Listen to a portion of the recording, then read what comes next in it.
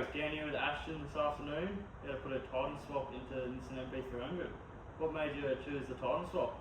I just saw a bit of them online. Apparently, you get a better track width, your CV angle gets a bit better because navs are known to have pretty terrible CV angles when you go past like a 3-inch lift.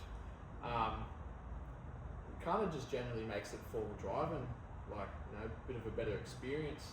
So we've heard online. It's a bit of a controversy, and we're going to be doing a bit of myth busting for this as well. So, I also went for a paint match setup, mainly just because I felt like bringing a bit of the USA down under. You see a lot over there that they get all their undercarriage all kind of paint match. So I thought, why not?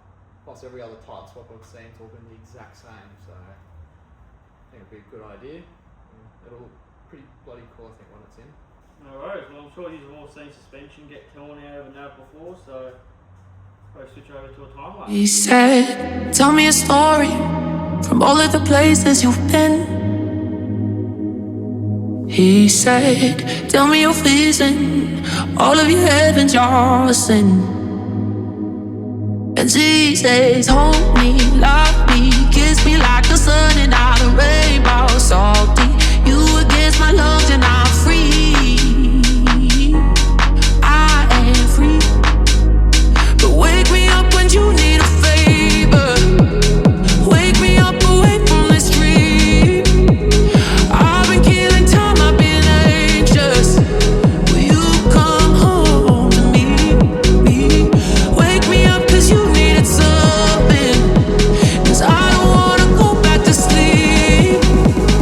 I've been looking back when you call me. Will you come home to me? You come home to me.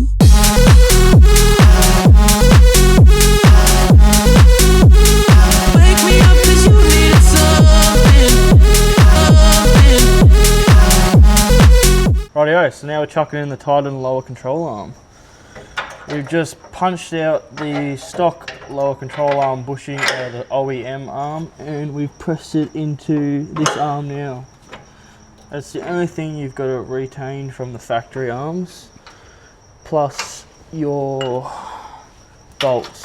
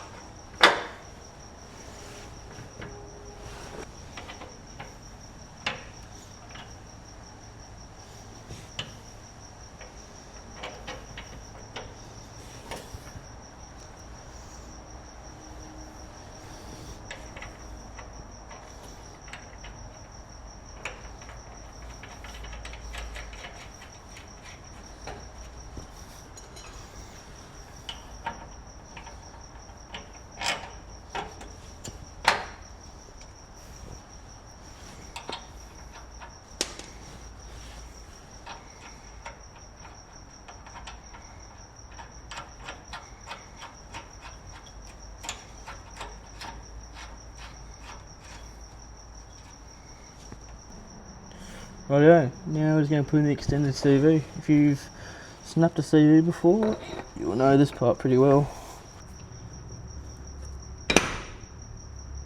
Rightio, now we'll just put on the G-Tech Titan tie rods. Pretty much just wind them on to where you hit your factory bolt from where you took your last ones off, and should be pretty close for alignment. Pretty simple job this one, pretty much just wind it on. Doing the lock nut up at the very end. That's about it for that one. Rightio, now I'll just chuck the original strut back in that we had when we had the original IFS set up. Same way as you put any other suspension in, nothing really changes when putting the Titan swap in. Rightio, once you got the ball joint in, you're just going to put the circlip back on the top. Make sure it all seats in properly.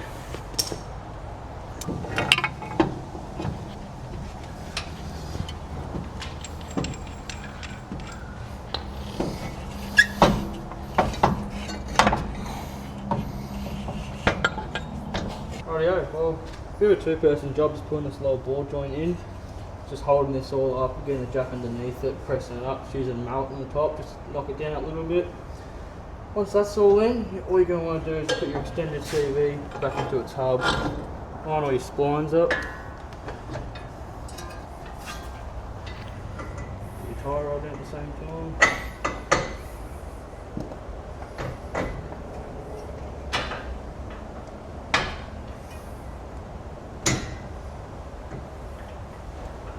Right, now we'll move on to turn the upper control arm in. Alright, now you put your CV back into its hub, just going to tighten it up, 32mm socket for the CV. Fill it up.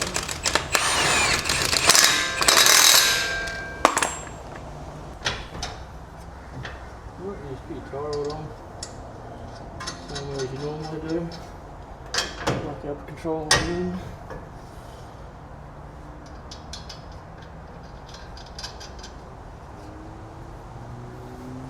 He said, tell me a story from all of the places you've been. He said, tell me your vision, all of your heavens, your sin. And he says, hold me, love me, kiss me like the sun and all the rainbow, salty. You against my lungs and I'm free.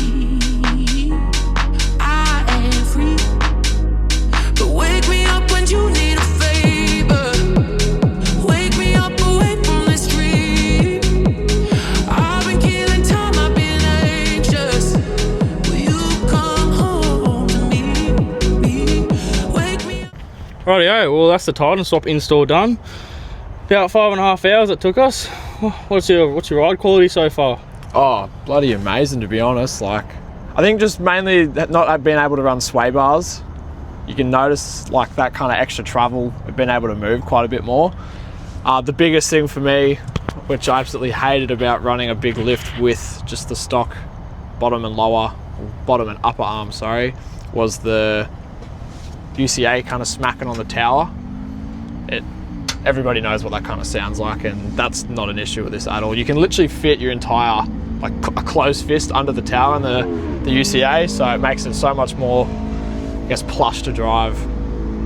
Yeah, it wasn't too hard of an install to do. There was a few little pains pushing out the stock lower control arm bush, putting that into the stock one, but yeah, besides that, we've got a few measurements here too, a few of the results we got, see if we can bust a few myths. So a full droop, you're getting about 850mm from hub to guard, and right height at the moment it's about 7 inch, so about 700mm. Do you actually get a 2-inch gain just from the Titan swap? Negative.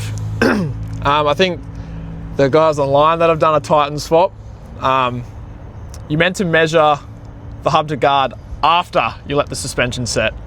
So the 2-inch, it's a lie actually. If anything, I think my car actually dropped about 10mm because it was resting on the upper arms on the tower. But you kind of trade that off for a much better ride quality. That's it. And then yeah, so you got about 115mm poke on the front here, 53mm on the rear. Your front track width is 2120 overall on the front. Your rear track width is 1990 on this setup with a 0 offset rim and 35s. There's 130mm difference between the rear and the front track width, and 65mm wider each side. So yeah, as you were seeing, wasn't too hard of an install, pretty easy. The white colour match came up pretty nice. So now we just got to keep it clean.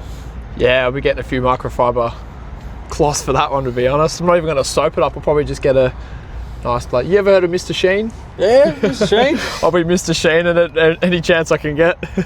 Rightio, so what parts do you actually have to keep and what parts do you have to reuse? Stock lower control arms. Obviously you don't have to reuse these, but you're going to reuse your stock bump stops that come out of it. Stock lower control arm joint.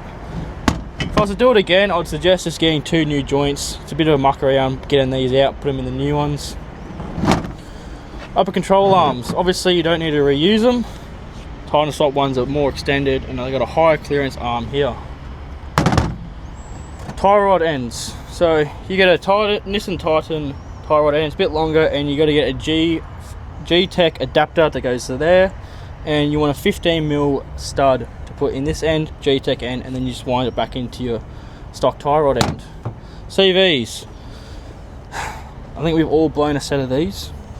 They're horrible, and you don't have to reuse them obviously because they're not as long. So the new ones, a bit of a thicker boot, obviously longer, and yeah, it's really about it for what you got to reuse and what you don't. So rightio, so I know you've only driven it for a couple Ks, but what's your pros and cons, and would you recommend it to someone who's looking to do a Titan swap to their Nissan np300? I guess it really depends on kind of what your priority for your Navara is. I initially bought it for more of just a comfortable, you know, like kind of city setup. Never really took anything off-road, but I've started to get into it a bit more, and you know, kind of having a big lift isn't something that is, I guess, ideal going off-road. So I mean, it's almost the same as it was before. I guess you can get a bigger lift out of it while still having a better clearance and down travel. That's kind of really the only benefit of the swap. The track width, there's really no added benefit of that either, to be honest. I mean, you might be able to crawl up some certain trails a bit easier. I haven't actually tested it yet. You know, we only just fitted it in, what, half an hour ago? Yep, just came straight here. Just came straight here. Probably the only actual pain in the ass thing about the installation, in my eyes, is trying to get your, like, I guess, your wheel alignment done, just so you can drive it even to the wheel alignment shop. You will have to go to a truck one though. You can't just go to Bridgestone. They'll probably laugh at you. The paint match setup looks, I mean, I guess you can probably see it from there. It looks absolutely amazing. Makes it stand out a bit more as well. I mean, it kind of makes it a bit more of a magnet for some certain authorities, but you know, that's not really a care factor, to be honest. You could also, I guess, I know you can get custom made sway bar pins if you did still want to run sway bars. I don't think you would. If you're going for something as obnoxious as this, what's taking your front sway bars out, really? Do you have anything you liked about doing the install? Not really. I mean, it's an install for suspension. I mean, it kind of sucks regardless. Yeah, it wasn't too bad. It was definitely interesting doing it for the first time. Yeah, it's one of those things. You either love the poke or you try and cover the poke, but yeah, there will be some nice, probably like 35-40mm flares getting put on. That's just a future thing though, just so no, it does look a bit wider while not having as much poke. But as of that, there's not really much else, to be honest. It was more of a, I was kind of sick of hearing the constant sound of my UCAs banging the tower and not having any down travel, and I've got the exact opposite of what that was happening. So no strut tower banging. The clearance is amazing. There's a lot more down travel. You could literally notice it just going over. I mean, whoever lives on the Gold Coast and Brisbane, you know how bad our roads are, and literally just a 2-minute drive here, it reflected in this suspension, and it was great. So yeah. Well, that's really about it. But yeah, bit of an install video, bit of a sort of one-off. Haven't really seen any colour matched ones yet in Australia, so I think it's about the 4th or 5th one. So I mean, I appreciate your help with it as well. I mean, I literally did nothing. I was the bloke who grabbed him the tools. Sometimes people say that's the most important job, that one. Yeah, your knees would be pretty gored if you had to keep getting up and down, go get stuff. So well, yeah, I think it was quickest install we've seen yet, about 5.5 hours. And you also got to add the fact, you know, we did pull everything out. We did clean the knuckle and the chassis rails on the inside or on the front. We did actually spray paint all that black. Gave it a bit of time to dry, and that was all included in that 5.5 hour time mark. So now if you're aiming for 5.5 hours, you got a bit of a goal to set yourselves. Yeah, let's see who can beat it next. That's it. Well, take that as a title. Yeah, anyway, thanks for watching, and yeah, I'll catch you on the next video. Yo, Pierre, you wanna come out? That shit, keep that in the track, yeah. That shit, meet me in the back, yeah. Rats, yeah, hit on with the gat, yeah. Smack, yeah, leave my nigga mad, yeah. That's all my gat, yeah. Yo.